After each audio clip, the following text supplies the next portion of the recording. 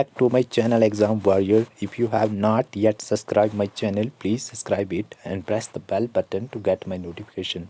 By continuing the history series, this is the next part. और हमने पिछले वाले पार्ट में देखा था कुछ इम्पॉर्टेंट डायनेस्टी के बारे में, जिसमें हमने देखा था कानवास डायनेस्टी। उसके बाद पढ़ा था हमने सातवाहनास डायनेस्टी, इंडो ग्रीक्स के बारे में पढ़ा था जिसमें एक इम्पॉर्टेंट रूलर होते हैं मनिंदर के बारे में पढ़ा था। उसके बाद हमने पढ़ा था शाकास डायनेस्टी के बारे में। उसके बाद पार्थियंस, फिर हम पढ़ते हैं कुशानास। कुशानास में एक इम्पॉर्टेंट जो रूलर आते हैं जिनका नाम होता है कनिष्क के बारे में पढ़ते हैं। उसके बाद हमने देखा था जो गुप्ता पीरियड में बहुत इंपॉर्टेंट रूलर आते हैं, चंद्रगुप्ता वन, समुद्रगुप्ता के बारे में, चंद्रगुप्ता टू के बारे में, श्रीगुप्ता, स्कंद गुप्ता और कुछ इम्पॉर्टेंट गुप्ता लिटरेचर देखे थे। तो आज वाली वीडियो में हम स्टार्ट करते हैं पोस्ट गुप्ता पीरियड्स। तो पोस्ट गुप्ता पीरियड का टाइम पीरियड है 550 एडी से 750 एडी तक। तो पुष्पभूति जो थानेश्वर के होते हैं, इनके दो बेटे होते हैं, एक का नाम होता है राजा वर्धन, दूसरे का नाम होता है हर्षवर्धन। तो इनकी पुष्पभूति की एक लड़की भी होती है जिसका नाम राजश्री होता है। तो इनमें जो इम्पॉर्टेंट एक रूलर होते हैं इन दोनों बेटों में, तो ये होते हैं हर्षवर्धन। और पोस्ट गुप्ता पीरियड के जो इम्पॉर्टेंट रूलर भी हैं यही हर्षवर्धन। इनका जो राइन का टाइम पीरियड है, रूल करते हैं जिस टाइम, तो 606 एडी से 647 एडी तक। तो हर्षवर्धन का कैपिटल होता है कनौज में। तो एक इनकी जो ऑटोबायोग्राफी थी बोल सकते हैं, जो लिखी थी इसने बाना बाटा ने, उसका नाम था हर्षचित्र। ये बहुत इंपॉर्टेंट है और ये जो राइटर है ये भी इम्पॉर्टेंट है।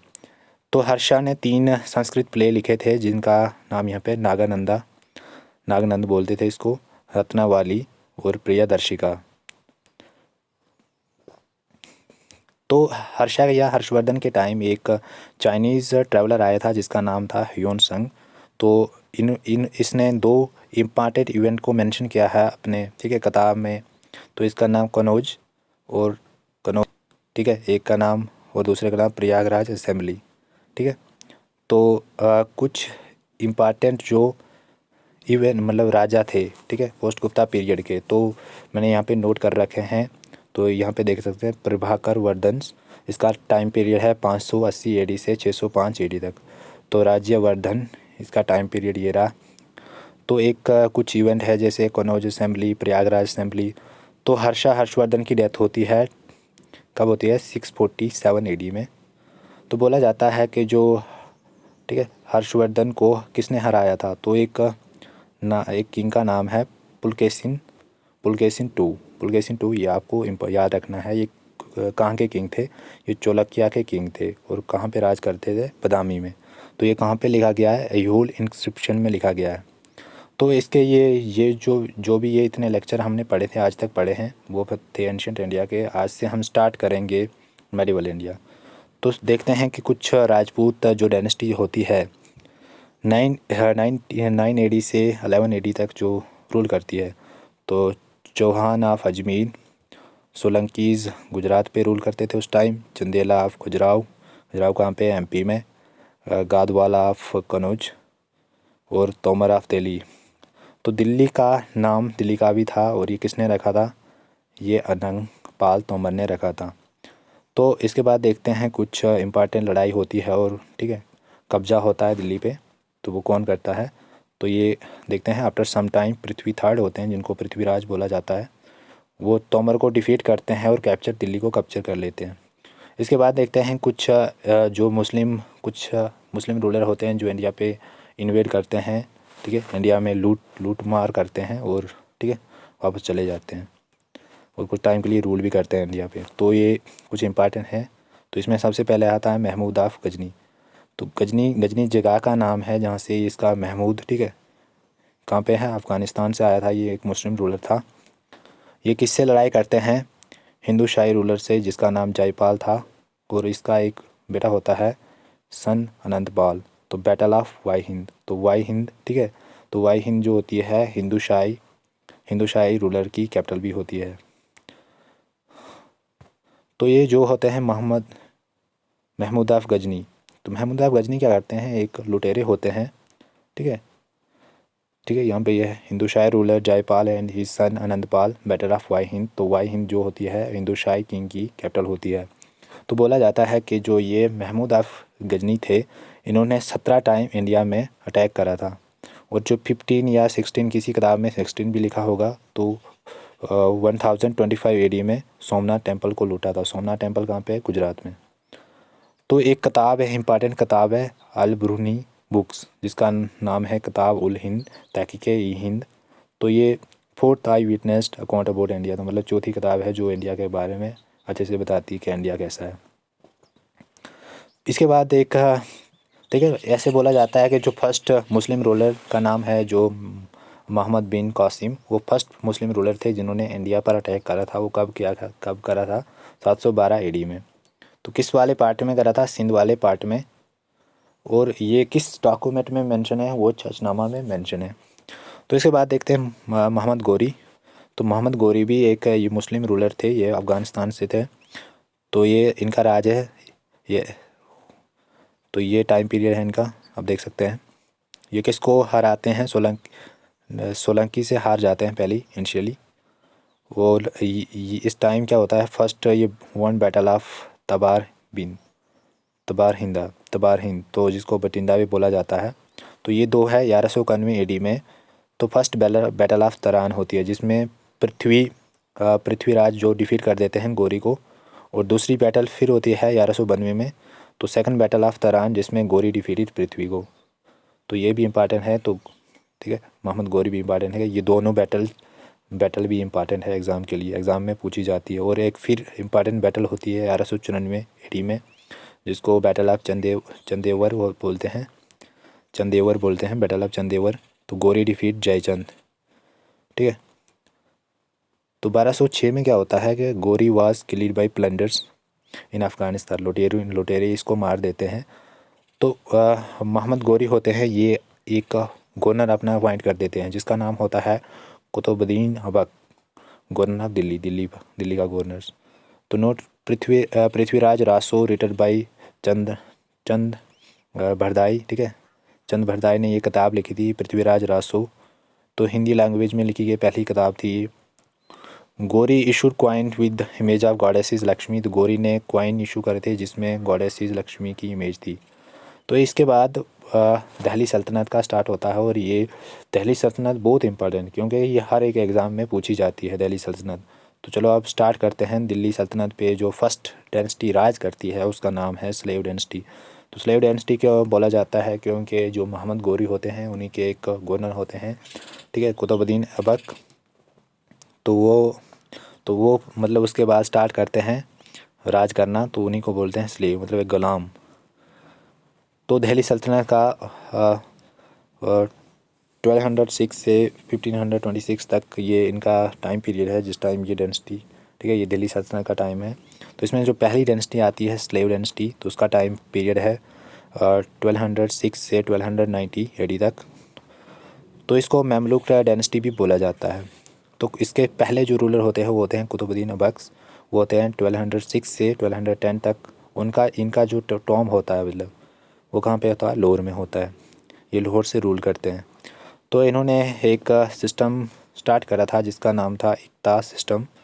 तो इसमें क्या होता है कि जो भी मिलिट्री कमांडर होते थे तो उनको ज़मीन दी जाती थी। ठीक है, मिलिट्री कमांडर को ज़मीन दी जाती थी। तो जो इक्ता सिस्टम का हेड हुआ करता था उसको बोलते थे मुक्ति। ठीक है, मुक्ति बोला जाता था। ठीक है, मिलिट्री कमांडर जो होता था वो क्या करता था उस टाइम? तो जो भी टैक्सेस वगैरह से रेवेन्यू कलेक्ट करते थे, तो कलेक्शन ऑफ रेवेन्यू कलेक्ट करता था। Rising an army unit, creation of maintenance of military contingent. ठीक है, मिलिट्री वगैरह चलाने के लिए मिलिट्री कमांडर काम करता था। ऐबक को लाख बख्श भी बोला जाता है। और ये कब मरता है? 1210 में मर जाता है, जब ये प्लेइंग जोगान्स पोलो गेम खेलते हुए मर जाता है। Aibak constructed to Moscow. 2 मस्जिद इसने बनाई थी, एक क़ुव्वत उल इस्लाम एंड अदाई दिन का झोपड़ा। तो क़ुव्वत उल इस्लाम कहाँ पे है? दिल्ली में है। अदाई दिन का झोपड़ा अजमेर में। तो इसके बाद जो इसके दामाद आते हैं, ठीक है, जिनका नाम होता है इल्तुतमिश। ठीक है, इल्तुतमिश। और इनका टाइम पीरियड होता है 1211 से 1236। तो इनको एक रियल फाउंडर माना जाता है दिल्ली सल्तनत का। और ये कैप्चर करते हैं बंगाल।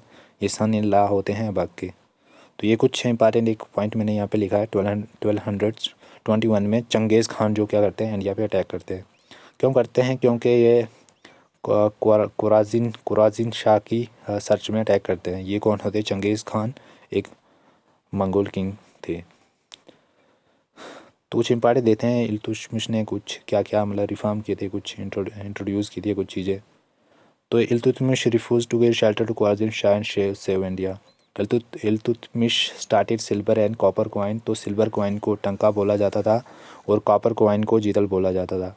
लेटर बोला जाता है कि शेरशाह सूरी ने टंका और टंका को रिनेम करके रुपया, तो रुपया का बोल सकते हैं एक, ठीक है।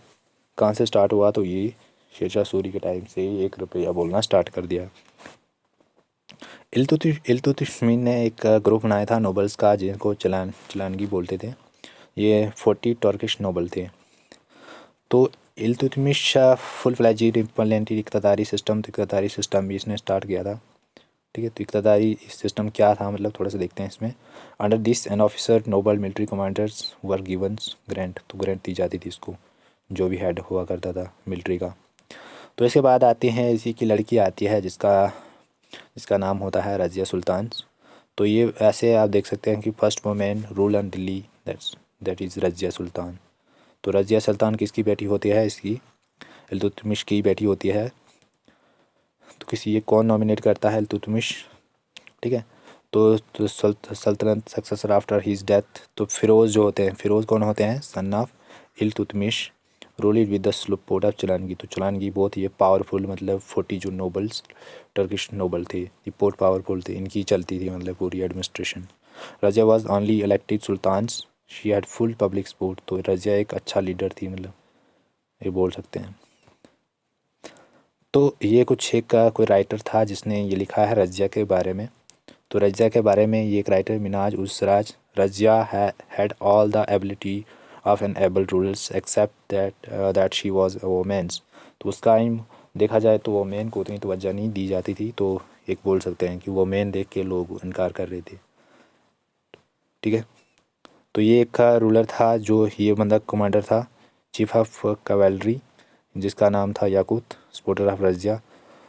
तो रिवोल्ट्स बाई मुक्तीज़ तो इंसाइटेड बाई चलानगी, जो चलानगी का मतलब वो 40 जो नोबल्स लोग थे, तो वही पूरी सपोर्ट करते थे इसको, तो वही बंदा एक बन जाता, राजा बन जाता था, वही रूल करता था अच्छे से।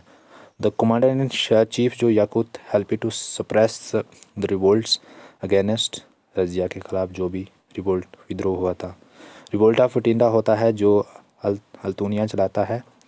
तो ये क्या करता है कि जो याकूत होता है रज़िया के सपोर्ट में होता है याकूत, तो उसको मार के रज़िया से मैरी कर देता है।